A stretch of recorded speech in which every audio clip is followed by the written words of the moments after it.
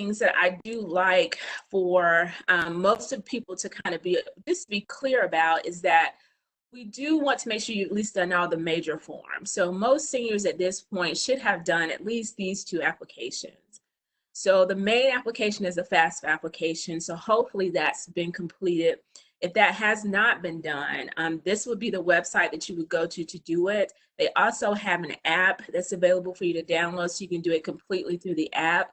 But this is kind of the form that actually gets you those financial aid offers. So just making sure that you've done at least that form. Some colleges do have an option for you to do a second form, which we call the CSS Profile. And this form can be accessed on the College Board website. There are only select colleges that ask for this second form. So I'm just going to name the 5 colleges here in North Carolina that would have asked for it. So if you're going to one of these 5 schools in North Carolina, you should have also done this financial form. If I don't call your school when you're primarily thinking about schools in the state, you don't have to worry about doing this second form at all because they don't process it. But the 5 schools in North Carolina that do are Duke, Wake Forest, Elon, Davidson, and UNC Chapel Hill. Again, that's Duke, Wake Forest, Elon, Davidson, and UNC Chapel Hill. So if you're going to one of those schools, you definitely want to kind of complete that form. And I'll go back to it just in case you didn't get the website. It's collegeboard.org. And the form that you're looking for is called the CSS Profile. It's separate from the FAFSA, but again, it's only for select colleges. So if your college, if I didn't call your school, you don't have to worry about doing that one at all. The FAFSA would be the main form. Now, what you do after you file the FAFSA kind of varies. So most people, if you've already done the FAFSA form, you should have at least gotten like a confirmation page. And that confirmation page would kind of just let you know that the FAFSA form has actually been successfully submitted. And so that's one of the main things that you're making sure is that it has been submitted to the schools. You could have listed up to 10 different colleges, so it would have sent it to all of those 10 schools. The only schools that you'll hear from, though, will be the schools that your students actually admitted to. So if you're a student, the only schools you'll hear from will be the schools you actually get admitted to. If it's a community college, you absolutely will hear from them. But as far as the 4-year schools, you'll only hear from the schools that you've actually been admitted to. Now, for most people, the colleges will try to start processing the application and try to give you a financial offer. But some of you may have a little pause and been told that you were selected for a verification process. That's normal. So if you did get selected for a verification process, it doesn't mean that you've done anything wrong, but it does mean that the colleges are asking you for additional documentation. So if you have been asked by a college for any additional documentation, you'll want to be sure that you submit that because they won't send a reward until they've actually received whatever verification documents that they need. Now, how you would know that if you were selected for verification for this process is you should have gotten a notification from the college. So whatever the colleges were that you listed on the FAFSA, those will be the ones that will let you know that you've been selected for verification. Most of them let students know online. So if a student has been accepted to a 4-year school, they also received a login. So they kind of log on into the college's website and they can either check on their admission status or check their financial aid status. When you go to the financial aid status, that's where they would have listed messages that says you've been selected for verification. We need these documents.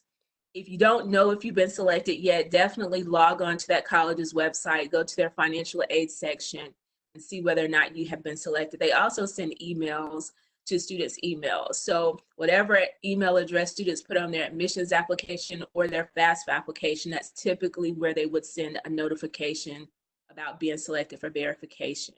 So either check your email or check that. And I saw someone ask, will the questions come to the parents? Typically, they're going to send that information to the student's email. There's sometimes I have seen a few parents that have gotten emails, but in most cases, they're being sent to the student's email. So whatever email the student used on the FAFSA application or on their admissions application, that's where the communication is going to go to the student's information. So be sure you're checking those places. So if you did not get selected for verification, you also want to be sure that, the next step would be that you're just waiting on your award notification, which is what we're going to talk about now. So if you have not been selected for verification, or if you have and you've turned in all the documents that you need, Then the next process is that the schools are kind of trying to see what they can offer you to come there. And so that's kind of what we're going to go into with that. Before I start showing you that, I did want to kind of mention, because I know a lot of people will have questions about, we filled out the FAFSA, it was based off of 2019, but maybe our job situation has changed, our income has changed, something has changed within the family based off of what you did last year. What financial aid offices have always had were special circumstances or judgment forms that they're able to make for families. Because there's always been a situation where either a parent may have lost a job, there's been a divorce or separation, unfortunate death in the family. Those things have always occurred. So colleges have always had forms available for families to fill out to explain what's happened since the last time I filed taxes. So you will be given the opportunity to do a special circumstances form. You did have to fill it out based off of 2019, and that was correct. Colleges are currently working on what procedure they're going to use to collect this information. So I do want you to continue to, again, log onto the school's website that students log in, or go to their financial aid page, because they'll typically probably have announcements there about how people can report changes to their income, because that will be something that they will definitely do during this time period. So just know, just continue to check the college's websites to see what type of changes they have coming with that. There may be a certain time frame that you may have had to been employed. There may have some different rules with it. We don't know all of the rules just yet, but just continue to check the college's websites, because they will have special circumstances just for times like this. So don't be concerned on whether or not you will have the opportunity to let them know if something has drastically changed with your family's income.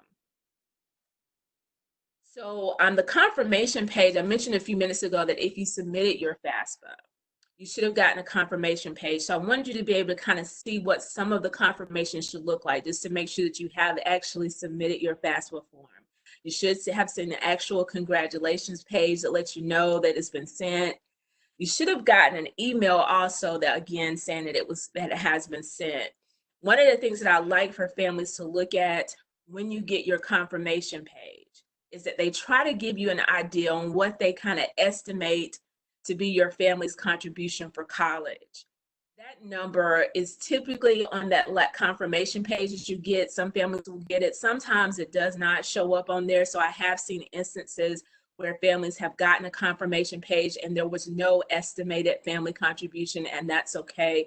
The colleges will let you know if they need any more documentation from you in order to get that. But I want you to pay attention to what that number is, because that's going to play a big role in what you're actually being offered to come to the school. So that number can range anywhere from 0 to up to over $100,000. So just be sure that you look at it. You don't have to, kind of panic too bad and say they're expecting me to pay this. They're just going to use that number to see whether or not you qualify for certain types of funds at their school. I do want you to pay attention to what that number is so that you'll know. And again, that should have been on your confirmation page. If it didn't, again, the college will let you know if anything else needs to be done in order to be able to receive that. So this is what you've applied for. So you fill out the FAFSA, and most people are like, what am I applying for? This is what you're applying for. You're applying for federal money, which is those funds that are listed at the top. You're also applying for state money. So because you're a resident of North Carolina, you'll be considered for any type of state funds. Then you're also applying for different funds through that particular college. So when you get that financial aid offer, when you go and look at that online or they send it to you through the mail, they will have considered all of these things. So one of the main things that you'll want to just make sure of, again, is just paying attention to what's free and what's not free. So anything that has the word grant or scholarship afterwards, that means that you don't have to pay it back, that it is free money that they're giving you to help pay for school. If you see anything on the letter, of course, that has loan afterward, that just means that it is actually something that you do have to pay back. But these are all the different funds that they're going to consider you for. And again, each college has their own individual money.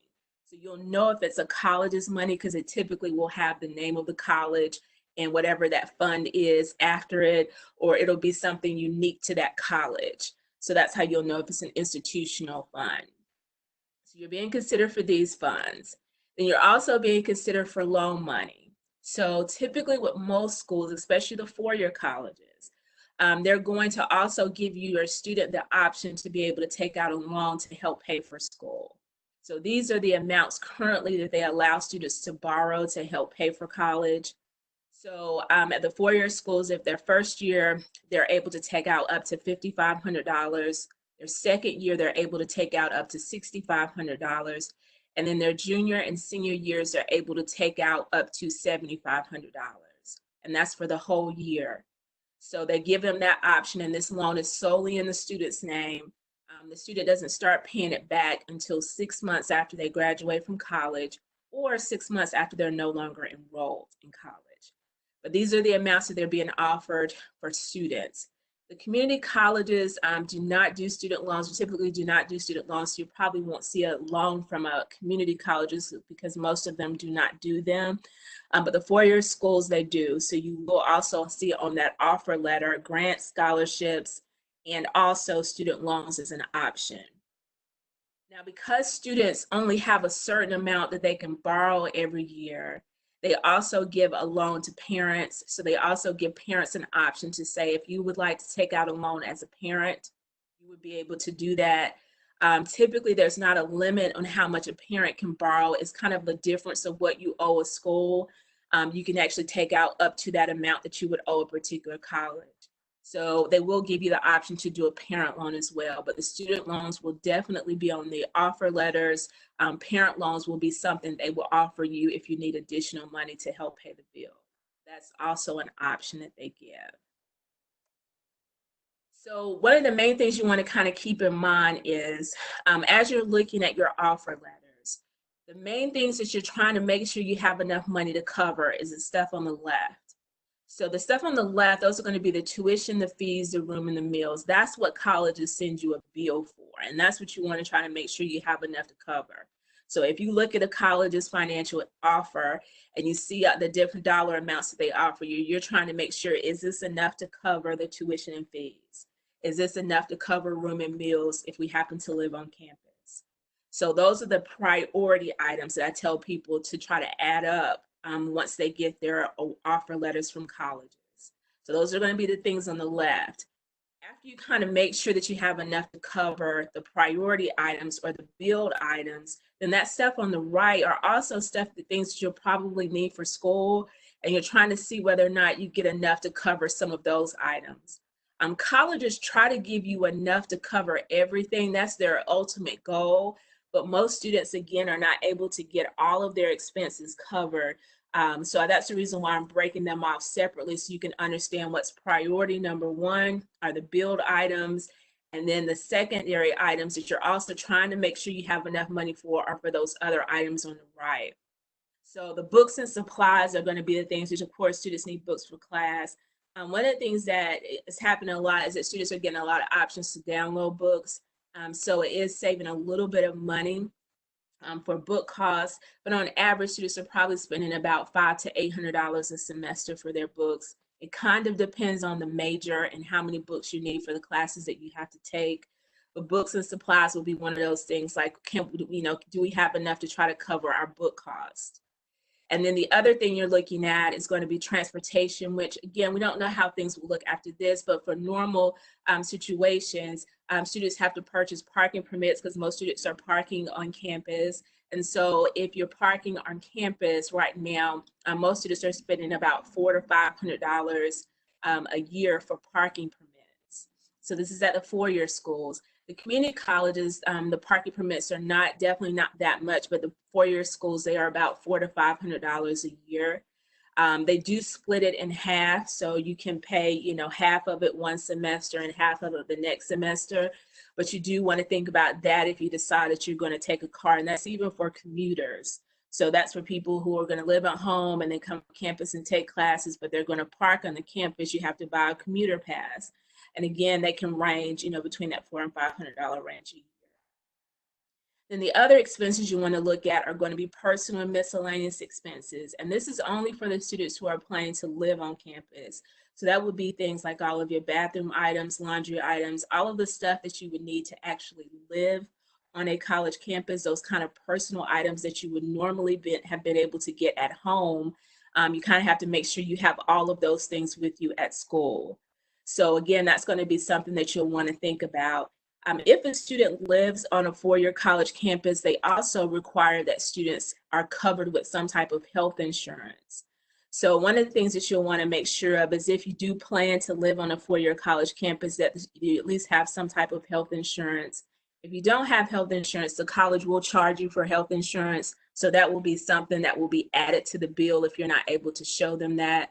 And there will be a period, and once they see that you're registered for housing, they will then ask you if you're covered with some type of health insurance. And as long as you're able to show proof of that, you won't see any type of health insurance charged to you on your bill. But if at the time that they ask, you're not able to show them that, when you get your bill, it will include health insurance. So those are the things you want to think about, again, that are still related to going to college, but are not kind of the priority items that are going to be on the bill. Typically, most schools are going to probably send bills after you actually are able to register for classes. So because right now we're not quite sure if classes will start as normal in the fall or if there will be a delay with that, but prior to classes starting, there will be a period where they will have students to register for classes. On a normal schedule, students will have registered for classes in June and July. Obviously, because we don't know how that's going to look right now, there may be a delay with registering, but after you register for classes is when you get an official bill that shows you that this is how much your classes cost, this is how much your fees are, and then if you register for room or meals, this is how much those things will be. So you'll get a bill after you register for classes. Now, after you do that, I do want you to be able to see that colleges do already have on their websites how they have their cost of attendance broken down. So although you have not registered for classes yet, and you're kind of thinking, I wonder, how much my classes will be, what I have up here is just some samples of some different cost of attendance that are on different colleges' websites. So I try to show you what some of them look like. On the left hand, that's kind of a state school. The very top one's a state school. Some of them are more detailed than others. So some of them will just have their tuition and fees are this amount. So you'll see over there on the left, that one is actually UNC Charlotte. So it shows what their tuition and fees are. So that means just for their classes, it's a little bit over $7,000. Then if you're going to include housing and meals and all those other things, they do have the average cost broken down for those. So this will be a good way, since you're not able to register for classes right now, to look at college's cost of attendance and kind of get an idea if you've been offered enough, right? So I'm kind of thinking that our bill is going to be about this amount. And so this is what they've offered me so far. Again, some of them are more detailed than others, so it depends on the school, where they'll have some that will be very detailed. You'll see one at the top. They have a very detailed schedule based on whether or not you're full-time or part-time, so they have it broken down a little bit deeper. But definitely go to colleges' websites and look for their cost of attendance. Most of them will have it on their financial aid page, but if you're not able to find it, I just tell people to go to the search box and type in cost of attendance. And then it'll take you to wherever page or wherever they have their amounts listed for their cost of attendance. And this would be a good way, again, since we're not quite sure when you're actually going to be able to register, to get an idea of where you are as far as based on what it costs to go there and what they've offered you so far. Now, the basic principle of how they're going to do this is they're going to take this cost of attendance. So these numbers right here, they're going to take your cost of attendance, and they're going to subtract whatever it said that your family is estimated to contribute. So remember, I said when you get that confirmation page in the email that you're also going to get an estimated family contribution. So they're going to take however much it costs to go to that school for a year, and it's typically tuition and fees, room and meal costs, whatever that cost is, and they're going to subtract what they estimate your family can contribute for a year. And then that's how they kind of decide what your family's need is. So they're trying to see exactly how much do they need to come here. And so I'm going to use that number to do that. I'm going to show you what it looks like in numbers, but I want you to be able to see how they kind of come up with that. Now, this is just to show you an example of an offer letter that a student received. So a student has done the FAFSA, they got an offer letter. You'll see at the very, on this letter, they've actually included their estimated expected family contribution for this family. It was a little bit over $7,000. So that's kind of what they estimate the family could contribute to help pay for that school year. Now, again, it doesn't mean that you're going to have to write a check for that amount, whatever it says, but they're going to use that number to see if you qualify for different types of funds. So for this student, based off of that, the school started giving them their offers. The only thing I want you to pay attention to again, remember I said that anything that has a loan afterwards has to be paid back. Everything else is going to be money that's given. So this student was offered lots of different grants and scholarships, some institutional money, because remember I said institutional money, how you'll know it's from that institution is they'll have that institution's name in it, typically somewhere. And then you'll know if it's North Carolina money because it will say North Carolina. And you'll know if it's federal money because it will say federal, whatever it is. This student was also offered some different loan amounts, so you get to see the different loans that they were offered. And this school actually included the parent loan on here. So what that plus loan is, that's actually a parent loan. So they have also included that on their offer too. Some of the schools will try to put on there the estimated cost of attendance. So they'll try to let you know how much it costs for tuition and room and board, which is what that line, that second area is on the second half of this page. You'll see that this is where they have the tuition and fees in the room and the board. So you'll be able to see that. What some students will see, and it's not always, sometimes you won't be able to tell exactly what it is, but some students will be given the option to get a part-time job working on campus. So yes, they're trying to offer you grant and scholarship money to go to school, and they're also trying to give you the option to take out a student loan. But they're also going to say, if you like to, we like to try to offer you a part-time job. And they don't tell you where the student will actually work, but they will call it Federal Work Study Program. And they'll say that you're eligible for this amount in a part-time job. That just means that if you would like to try to get a part-time job on campus, they're just letting you know that you just need to accept it. Now, not all students are given this option, but it is something that you're being considered for after you complete the FAFSA form. So this student was actually offered one, you'll see one here, they've been offered a $2,000 work study or student loan or part-time job option. So they've been given the option to be able to take a part-time job. If the student was to accept this, then the college will let them know what places are hiring for looking for work study students or looking for students who have been offered a job through the college. So they'll let you know all the departments, all the areas on campus that are looking for a work study student. And then you can kind of choose which place, the student can kind of choose which place they would like to work. And then it's just letting them know, again, that they're able to earn up to $2,000 through this part-time job. So if it's not, so someone just asked if it's not listed on the award letter, is it really an option? So yeah, if it's not listed on the award or offer letter, then it's not an option. But what I will say is that all colleges do have a student employment office.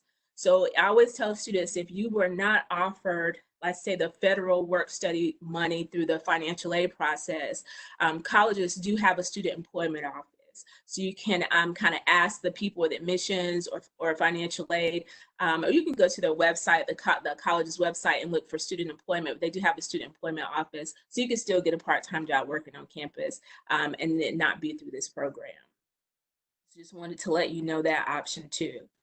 So just wanted to show you some of the things that they're going to ask for. The other thing is remember I said that sometimes colleges will ask for additional things. So even though they give you this offer, they're also asking this student for some additional information. So yes, they're saying we offered you this, you've been offered work study, but there's some still things that we need to get from you. So they're asking for all of these things from the student. So you always want to pay attention to kind of the small print, I call it, because sometimes people just kind of look at the numbers and the college may be saying something in those words like, we need something else from you. So this student, they're letting them know that the student has to, if they're going to take out a loan, they have to sign a promissory note. They're asking for driver's license, and they're asking that some other things be done by the student. So just be sure that you do read the things that are underneath the offer, because it could be asking for some documents to actually accept whatever it is you've been offered. But this is just an example to show you kind of what what an award may actually look like. So this is just another example to show you. This is a community college one, and it looks a little bit different because, again, most community colleges do not offer loans as an option. So they're basically just offering the student money, which is great. And they do that because they are so affordable. A full-time student at a community college can, cost about $3,000 to $5,000 a year as a full-time student at a community college. So that's why they don't participate in the loan programs, because they are so affordable. So they're just letting the student know that they were offered grant money. And again, there's different wording under there. So just be sure that you're reading the wording of this one. With a lot of the schools, and I'll show it because this one is a little bit different. Over here on the right-hand side, they're letting the student know there is an academic policy. So that means that if you accept this money, right, you have to maintain at least this GPA in order to be able to continue to keep receiving this money through the college. So most colleges, it's around a 2.0. There are some that have a little bit higher, maybe between a 2.3 and a 2.5. But they will give you and let you know what their satisfactory academic progress is, meaning at the university or the college, in order to be able to continue to get that money. One of the reasons why I want to show you this one, because they do have that specifically spelled out on their letter. And so you want to look for that. Most schools have it on their websites also. They may not have it on their offer letters though. And then there are lots of schools now that just have online options. So remember when I was talking about before that if a student has been accepted to a four-year school, they have been given a login to log on to that college's website. It looks kind of like this. This is one for a student who is, let's say it's going to Appalachian, but all the state schools, they kind of look the same. So they get a login. You'll see on the left-hand side, there's like a login they do, and then you can find out different information. See, for this student, they can find out their financial aid information through one of the tabs. And so this is where they will give you that information of if they need additional documentation from you, if you need to see your offer letter, that's what it would look like. So most of the larger state schools for sure have just an online portal, and it looks kind of like this. So I want you to be able to see what it looks like so that you can go ahead and log onto the site and kind of get what you're looking for under there. You can also change a lot of information in those portals, but this is where you can find out your financial aid offer, because they're not going to send you a letter. They're just going to want you to log on and view it online. And it's going to look like this. And this is typically what the offers look like. So let's say you click on financial aid, your offer will look something like this. So instead of it being on paper, obviously, you'll be shown all the different grants and loans that you could take out. And then it'll let you know if you have been, what you've been offered, the amounts that you've been offered for that particular year. And then it lets you know whether or not you want to accept it. So if I was for this particular student, they absolutely accepted the free money because they're like, yes, I want this grant, and I want this grant or scholarship that you offer me because I know that that's money that's not going to pay back. This particular student knows they were also offering loans right here, but they're just still thinking about the loans. So they haven't actually accepted those, which is why they're not in this column, because they haven't actually accepted that money yet. You are given the option to decline anything. So if you decide ultimately that you don't want to take out a loan, you can decline it. So you can decline it, and then it'll show up in the decline line. Once it's been declined, once you log back in, they'll just let you know it's been canceled. And then they'll let you know the total amount that you have on here. And then you can always log on to those websites all throughout the year to see if that money actually paid, like actually paid your bill. So you were offered this early in the school year. Once that money pays to your bill, it'll show over here that it's been paid. But this is a way for you to be able to actually go online and look and view your information just to see. And again, because you won't get a bill, you're just kind of adding up these numbers and comparing it to how much you know it costs to go there from a year based on you looking at their cost of attendance to see whether or not it's going to be enough that you need to be able to cover everything. So you'll be able to look at it that way. So we don't know if a lot more schools are going to offer more online options than normal.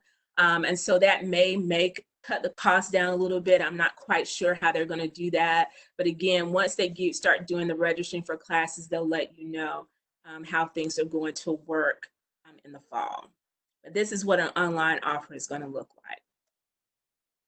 And then this is one of the things I always like to show students to kind of compare offers, because I always hope that students are applying to multiple schools. So I like for students to have applied to at least 3 to 5. If it's a community college, obviously you can't beat a community college cost. That's going to be the most affordable option. But if it's a four-year schools, you're thinking about four-year schools, I like for students to have options, at least 3 to 5 different options. And this is just showing you an example of how I like for you to do comparisons of those offers.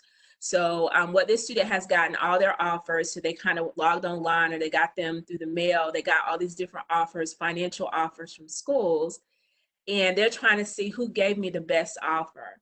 So they went to all the colleges' websites, they found out the cost of attendance. And again, they're looking at tuition, fees, room, meals, and we actually have included the cost for books and this cost of attendance too. So we went ahead and included what most colleges estimate to be their cost for books. So we kind of put that in there too. So that top line tells us that's what it costs if we want to go there, be able to take classes, and be full-time. Where it has EFC up in there, you don't have to really know that, but that's what that estimated family contribution, if you just want to remember, what did it say that they estimated our family can contribute?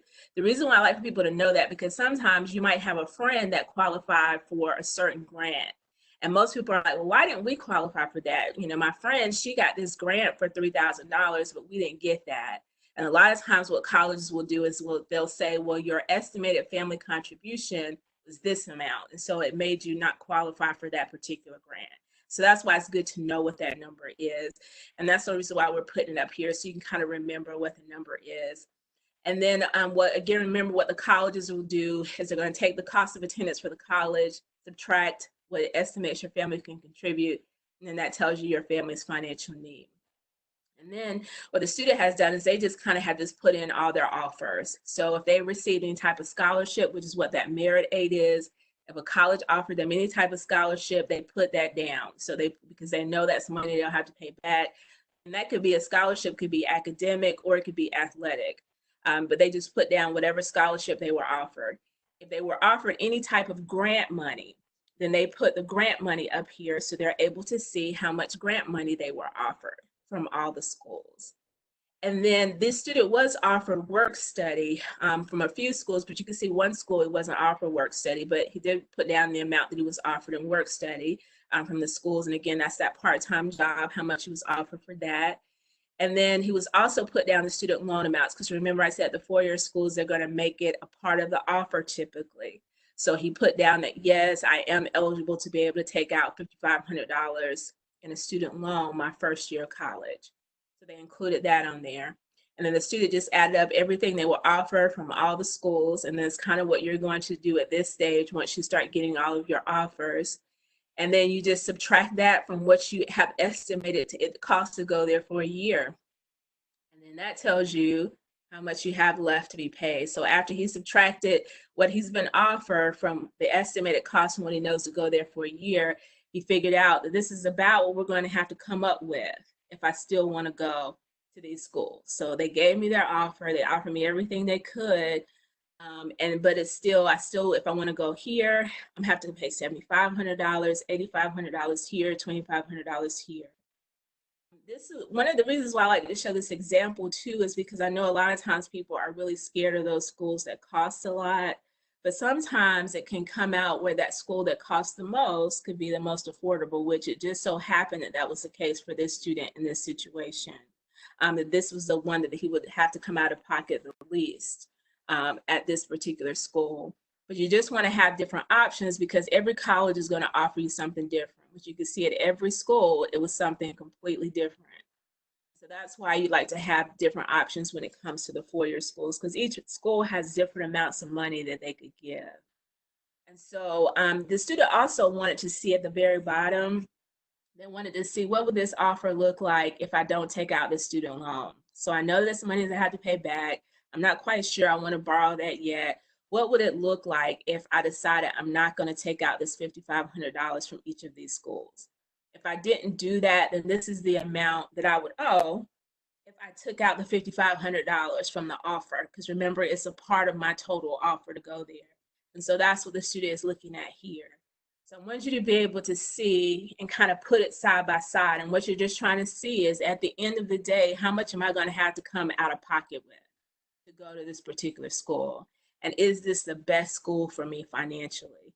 This is why sometimes when students start getting their offer letters, they go back and look and say, well, maybe I should look at a community college, going there for 2 years and then transfer into a 4-year school. Just because, for one, it's cheaper. And then obviously, of course, you're still earning credits towards a degree, but it's a way to save a lot of money. So some students do go back and look at that as an option, and you can do that at this stage because the community college doesn't have deadlines, so to speak, when it comes to applying and doing any of that.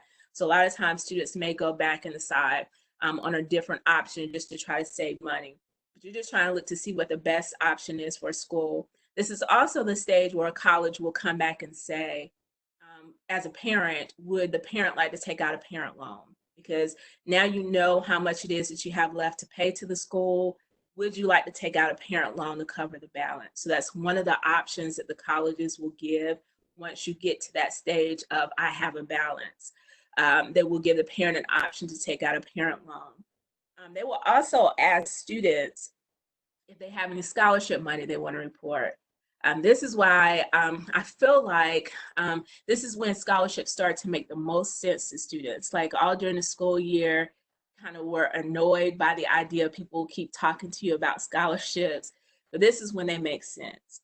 Because if a college was to say, do you have any scholarship money that you received from anywhere else that you want to report to us? So let's say that a student got a $1,000 scholarship. They would try to subtract that from how much you owe to come there so they can kind of knock your balance down a little bit. So I always tell students to try to apply for as many scholarships as they can. At this stage, a lot of scholarships deadlines have already passed, but there are some that are still available. We actually still have a few on the CFNC website. And then again, students can still do their own Google searches, check their high schools' websites, because local organizations send information to high schools. So I always tell students to check their high schools' websites just to see if there's any scholarships that were posted that you missed, see if the deadlines have passed, because this is at the stage when the scholarships make the most sense. So I tell students to try to take advantage of it. So colleges will ask that if you have a scholarship option. If you don't have any scholarships to report, then they will also let you know that they have payment plan options. So if you need to spread out how much you owe the college, they will give you the option to spread that out. Typically, it's between 5 and 10 months, 10 months being the longest. With the way things are going right now, I'm not quite sure if they will extend that. So they may give you longer to do a payment plan, but currently the longest that they will spread out a balance will be 10 months. But if you have a balance, they can say if you want to spread out your balance basically for the whole school year, we'll just make it monthly payments, and we'll set it up that way where you can pay your balance by the month. And then if you don't want to do a payment plan option, then they will also give you the option of what they call alternative loans. So they'll say, these are some organizations or some banks that do loans for students that still have a balance. So they are just for college students to be able to apply for. And at that stage, students can typically apply for however much they need to cover a balance. North Carolina does have a loan program that they offer loans as an option for students to be able to do that too. So at that stage, you'll probably hear about an NC Assist loan that the state does to try to help students cover balances. It's an additional loan that would be in the student's name, but they have to have a creditworthy cosigner in order to be able to take out that additional money. But they will give you that option to be able to take out money. So for the schools, once you have a balance, they'll give you a parent loan option. They'll ask you if you have any scholarships you want to report. They'll also give you a payment plan option, and they will give you the option of what they call alternative loans as an option.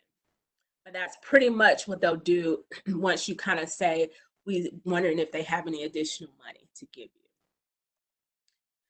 Just so you'll know, remember, like I said, just be sure to read all of the language that is at the bottom of those offers, just to make sure you've gotten, that you understand what they're asking you for. I will kind of note this very thing at the very top is that every time you report a scholarship to a school, so let's say I let a school know I did get a $1,000 scholarship. I wanted to let you guys know that I got a $1,000 scholarship from my church, and that's going to be coming into the school. So the financial aid office will say, great, we'll add this to your award. But what sometimes can happen is a financial aid office can say, well, this student actually got a lot of extra scholarship money. And on top of what we offered them, they have more than what they need to come here for a year. So they can, at that stage, start subtracting money that they've offered you. So I want to let you know that for students who did get a great deal of extra scholarship money, it's not like you've been penalized for it. It's just that they are looking at it that you have more than enough to come there for a year. And we can use this money to try to help another student to be able to come here who didn't get as much money to be able to help them to come there or can't afford to go there. So just know that financial aid offices can make adjustments to your award once you start reporting outside scholarship money to them. And they will let you know that. They'll probably send you an email notification saying your financial aid offer has changed. And they can do that several times throughout the period. So just know that they do have the right to do that. And remember, again, I said to be sure that you understand what their academic progress policy is and their withdrawal policy is.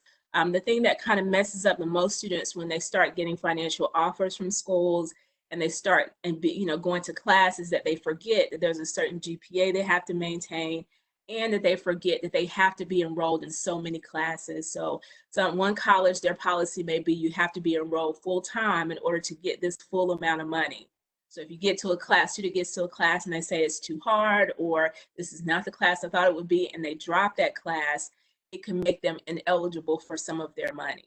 So just be sure that before, I always tell students, just remember, before you drop a class, always check with financial aid to make sure that you're still okay, as far as in whatever their policy is in order to be able to keep the money. But most of it is that you have to be full-time if they give you a full amount, and you have to maintain a certain grade point. We kind of talked about that. I do want you guys to be able to see that these are some kind of additional sites that you want to go to. So after today, if you want to kind of keep up with what's going on with financial aid, you could go to studentaid.gov. That is the website that kind of lets you and kind of explains all of the federal money that's given through this process. So if you did receive some type of federal money that was offered to you and you want to understand what that grant is, you can go to studentaid.gov and it explains all of that. CFNC, of course, obviously, we have all of the information related to scholarship information here in North Carolina. So if you are still looking for scholarship information, definitely go to CFNC to be able to do that. We also try to give you as much information as we can to try to help you if you're thinking about the transfer process. College Board is a good website to go to. Remember I said there's an alternative loan that the state does, and that's what that NC Assist is. So if you wanted to go to that website to kind of read about how does that NC Assist loan work, and how would I qualify for it if I do need additional money to help pay for college. And then, of course, you want to visit the individual colleges' websites. So what I'll do at this point is that's pretty much kind of how this process will work. I'll give you the opportunity for anybody who didn't already ask a question to go ahead and ask any questions that they want to.